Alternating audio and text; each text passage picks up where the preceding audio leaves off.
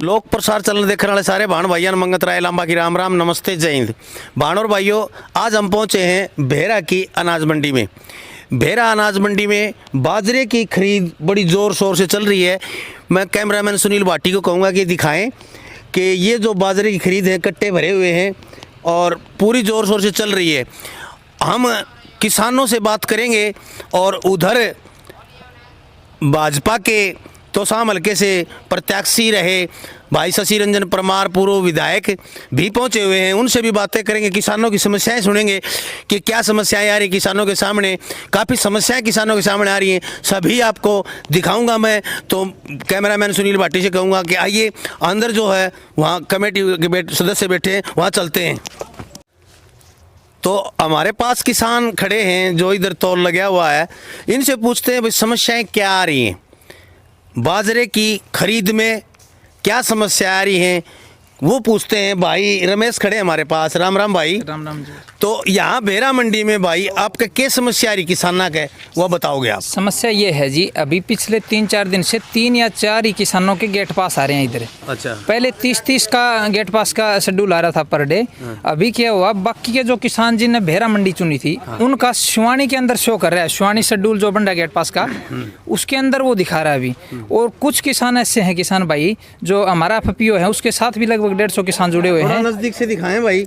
हमारे FPO के साथ भी 150 किसान जुड़े हैं। उसमें भी कम से कम 15 से 20 किसानों की ये समस्या है कि उन्होंने मंडी चुनी थी भेरा, उनकी मंडी शिवानी दिखा रही है।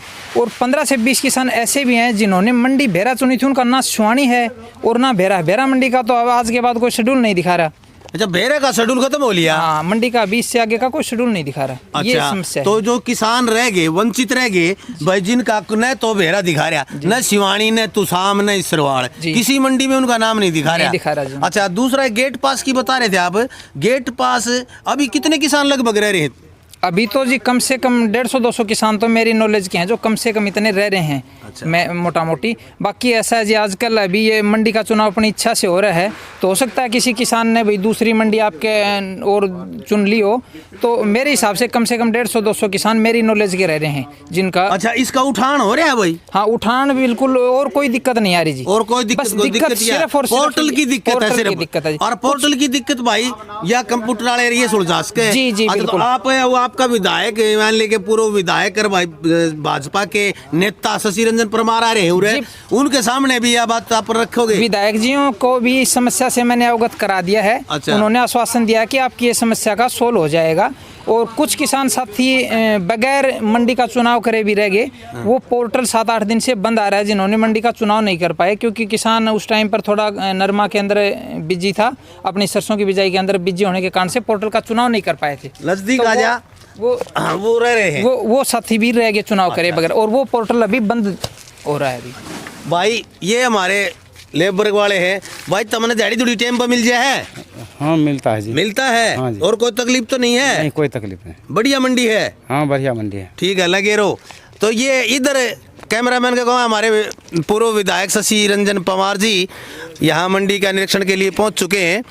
तो इनसे भी बातें करेंगे कि बाजरे की खरीद को जांच रहे हैं, परख रहे हैं, देख रहे हैं क्या समस्या है, किसानों की समस्या को सुन रहे हैं।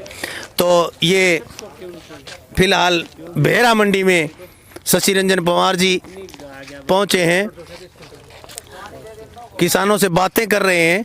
हम भी इनसे बातें करेंगे किसानों की समस्याओं को जानने के लिए।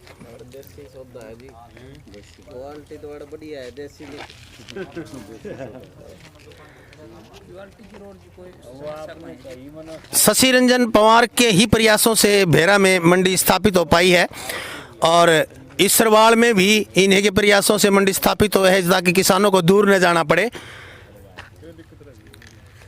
फिलहाल इनके साथ है संदीप लेघा, राज भेरा और अन्य साथी जो हैं सतपाल सिहाग, सुनील भाटी, बहुत से किसान और इनके साथ खड़े हैं। और आइए अब बातें करते हैं हम शशि रंजन परमार जी से। नमस्कार जी। नमस्कार साहब। और सर बहुत बढ़िया सर, तर आप जब खरीद लगभग पूरी होली जब संभाल खातिर आए हो बेराड़े ने। हाँ, देखो बात यह है, आज हमने बहुत प्रयास किए कि भेरा में, ईसरवाड़ में, कैरू में नई मंडी खुले, और मैं इस बात के लिए आभारी हूँ हरियाणा के कृषि मंत्री जेपी दलाल जी का भी और मुख्यमंत्री जी का भी, कि उन्होंने बात मेरी हमेशा माननी है।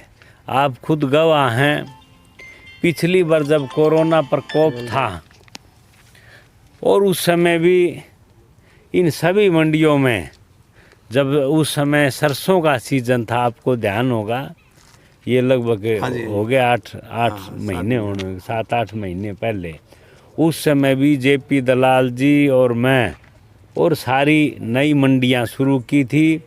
कैरू भी, सरवाड़ भी, मिरान भी, भेरा भी, और हर जगह गए थे।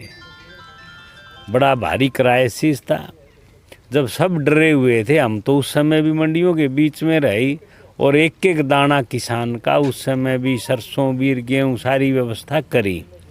अब दोबारा से ये काफ़ी एजिटेशन चल रहा था कि भाई, जो एक झूठा प्रचार हो रहा था कि भाई अब यो नया यो क्या है, नया अध्यादेश आ गया है, एक्ट बन गया है, मंडी नहीं चलेंगी।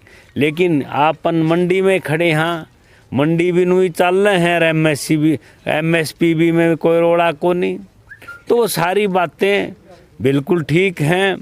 आज मैं आभारी हूँ हरियाणा सरकार का, कृषि मंत्री जी का विशेष तौर से, कि उन्होंने फिर से, जब मैंने कहा तुसाम विधानसभा में जी दिक्कत है, फिर से उन्होंने हमारी बात मान के, और चाहे कैरू में है, ईसरवाड़ में है, भेरा में है, फिर से उन्होंने ये मंडियां शुरू की।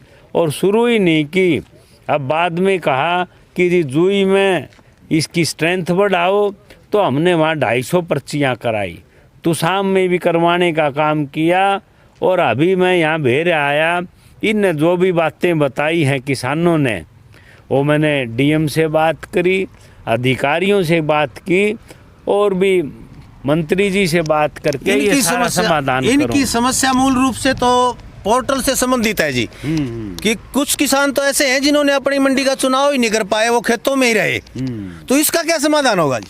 नहीं, इसका समाधान ये है, मैंने अभी सेक्रेटरी मार्केट कमेटी शिवानी से बात की है, ले जी मैं तुरंत अभी ये कार्रवाई चंडीगढ़ मार्केटिंग बोर्ड में करवा देता हूँ, और मैं बात करके दलाल साहब से भी, अधिकारियों से, दोबारा से पोर्टल पे इनको ऑप्ट करने का मौका मिलेगा। और जो किसान रह गए, मैं तो एक आश्वासन दे सकता हूँ, एक किसान का यो बाजरे का दाना हम परचेज कराएंगे, इनका स्टेशन भी ऑप्ट कराएंगे। और ये अधिकारियों को कह दिया, जैसे कईयों को शक था कि जी या मंडी चल लेगी कि नहीं चल लेगी, जैसे हमारे भाई रमेश जी जैनावास और साथी कह रहे थे, तो मैंने इनके सामने ही बात की, अधिकारियों को कहा, और भाई जब तक एक दाना बाजरे का नहीं उठ जाता, तो तुसाम क्षेत्र की मंडियां नुक्किनू चलेंगी, सबका नंबर आओगा, और कोई रोड़ा किसी तरह का हम कृषि मंत्री दलाल जी से मिलकर कोई आने नहीं देंगे, मैं ये आश्वासन दे। एक ये जी कूपन जो है, किसान बहुत 3 या 4 कूपन कट रहे थे, और अभी भी किसान बचे हुए हैं। आप देख रहे हैं मंडी के अंदर कोई भी किसान नहीं है, तो ये कूपन क्यों नहीं काटे जा रहे जी? नहीं, ये बात ठीक है, लेकिन उसमें क्योंकि यहाँ नज़दीकी यो, जैसे कि सब सेंटर सिवानी का ही रहा है, कुछ किसान वहाँ सिवानी भी गए हैं, लेकिन अब अधिकारियों को कहा है कि वो दोबारा से जो बाकी रह गए हैं, जैसे कि वो नया शेड्यूल दे के पर्ची भी काट देंगे, किसी तरह का कोई रोड़ा नहीं है। और हमने इसकी स्ट्रेंथ बढ़ाने की भी कही है, सारे काम हो जाएंगे। आप देखते होंगे किसी तरह का कोई रोड़ा नहीं है, कोई कन्फ्यूजन नहीं है।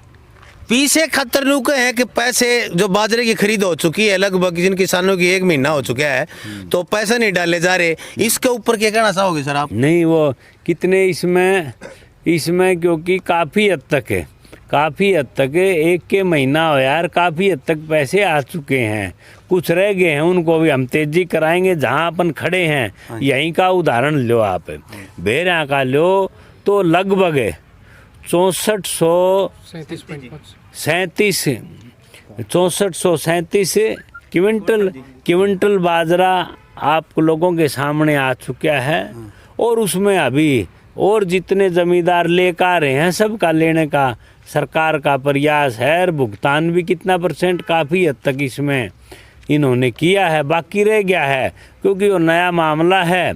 और फिर भी हम तो इनके वकील, हाँ, इसमें पैरवी करके जहाँ कमी आई है, आज मेरे आने का यो मतलब है, इन मंडियों में मैं आज यहाँ भी तुसाम भी सारे मंडियों में आने का एक ही मतलब है, कोई फॉर्मेलिटी नहीं करनी, वो यही है, हम तो इनके वकील हैं।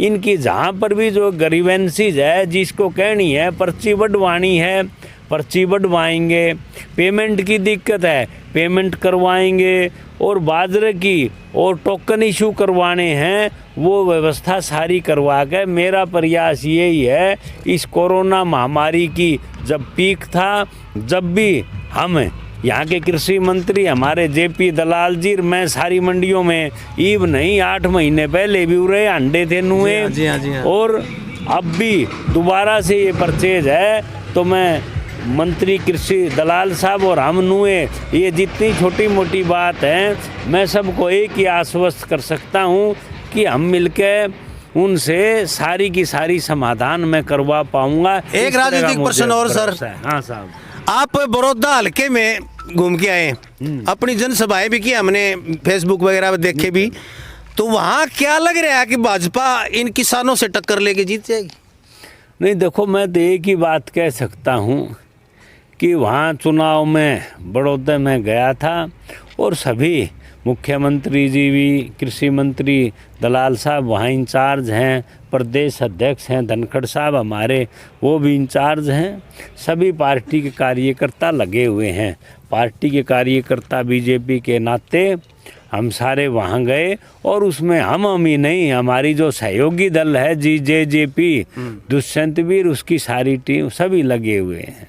मैं तो आपको एक ही बात कहूँगा कि लोगों में उत्साह है, वो इसलिए भी है, सरकार बढ़िया काम कर रही है, अच्छे काम ईमानदारी से कर रहे हैं। मैंने हल्के में यही बात कही कि भाई सरकार ने 9 पर्ची 9 खर्ची का सिस्टम बनाया है, 1 रुपया किसी का लागन है, भाई ईमानदारी से सबका सिलेक्शन भी होता है। सबसे बड़ी बात कि जो एक खास बात है, हरियाणा किसानों की भूमि है, वीरों की भूमि है, और जो ये योगेश्वर जो वो कैंडिडेट है, ओलंपिक अवार्ड हैं, उसकी महापुरुषों की, शहीदों की और प्लेयर्स की, उनकी कोई जाति नहीं होती। भारतीय जनता पार्टी जात पाति और गोत इसको नहीं मानती, सबको साथ लेके चलती है। ये चुनाव उसी भावना के अनुरूप वहाँ पर होने लग रहा है। और हमें देखिए, किसान संगठन, किसान नेता जो हैं